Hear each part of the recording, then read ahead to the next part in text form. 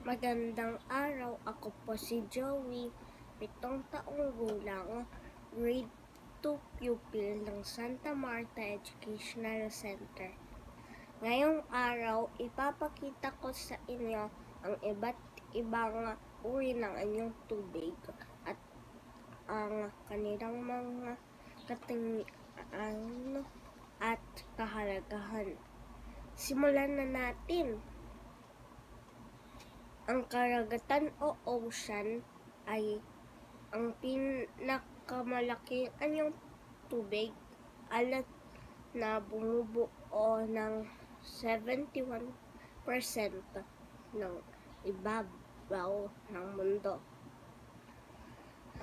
Ang pinakamalapit na karagatan sa Pilipinas ay ang karagatang Pasipiko. Ang dagat or sea naman ay malaking anyong tubig, alat at karugtong ng karagatan. Ang halimbawa nito ay ang West Philippine Sea at Sulu Sea. Ang ilog o river ay isang mahaba at makipot na anyong tubig.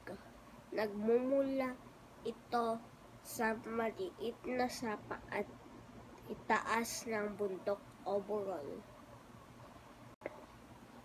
Gulpo o gulf ay ang tawag sa bahagi ng dagat o karagatan at karaniwang napapalibutan ng lupa sa tatlong bahagi.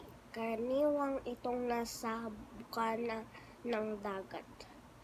Halimbawa ay ang gulpo ng Lingayen sa Pangasinan.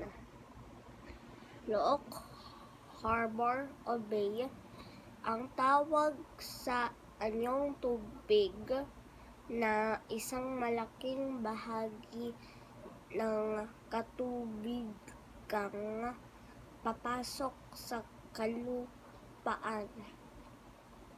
Maaaring gamitin itong kalungan ng mga sasakyan pangdagat, lalo na kung may malalakas na bagyo. Katulad ng ito ng gulpo, ngunit mas maliit. Ang lawa o lake ay isang anyong tubig na napapaligiran lupa at pangkaraniwang tubig tabang. Hindi umaagos ang tubig na nagmumula sa anyong tubig na ito. Halimbawa ng lawa ay ang Laguna de Bay. Ang bukal o spring ay tubig na nagmumula sa ilalim ng lupa. Karaniwang pinagliliguan tuwing tag-init.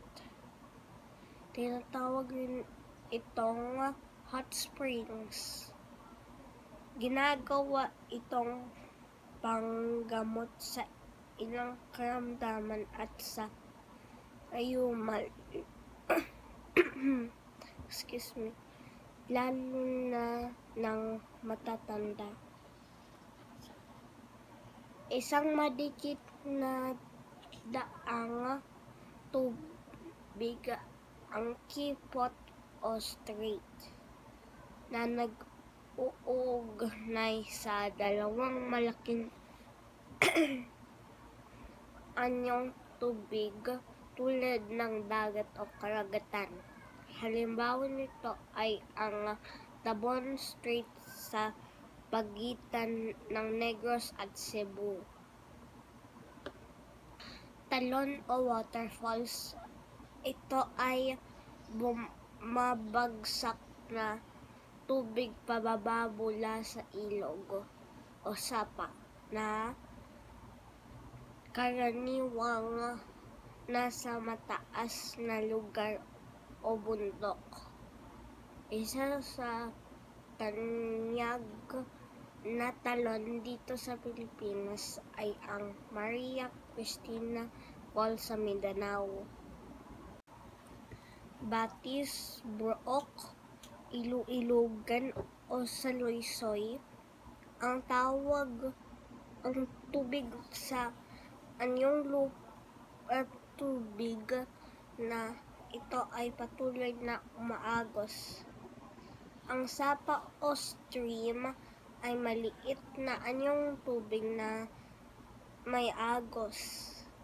Kadalasan ang natutuyo kapag tag-init. Kahalagahan ng anyong tubig. Nagsisilbing likas ng depensa. Lutang pangkalakalan at paggalugad.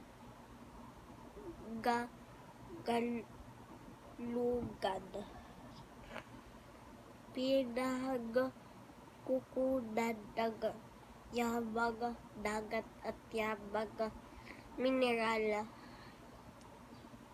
Naghuhubog sa pamumuhay ng taong nakatira malapit dito. Pinagkukuha ng malinis na tubig na maiinom.